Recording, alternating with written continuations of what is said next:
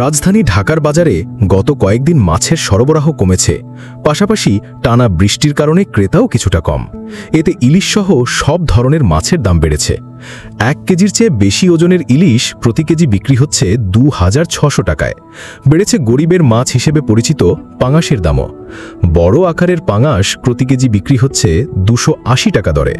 শুক্রবার 1 অগস্ট দুপুরে রাজধানীর নিউ মার্কেটের মাছ বাজার ঘুরে এমন চিত্র দেখা গেছে।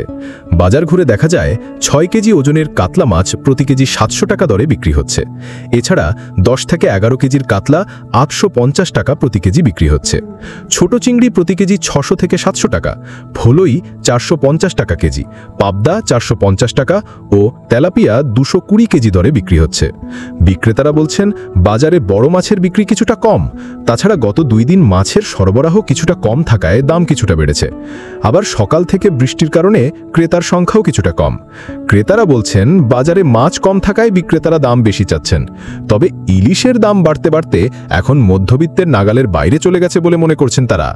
নিউ মার্কেটের মাছ বাজারে মাছ কিনতে আসা রনি আহমেদ বলেন, বাজারে মাছ কম, কিছু ইলিশ দেখলাম, তবে দাম বেশি। তেলাপিয়াও পেলাম না, ভাবলাম কিছু দেশি ছোট মাছ কিনবো, তাও নেই। এখন কি মাছ কিনবো জানি না, বাজার আরো ঘুরে দেখি। কথা হয় বিক্রেতা করিমের সঙ্গে। তিনি বলেন, আজ মাছের দাম একটু চড়া, আড়তে মাছ কম, দামও বেশি।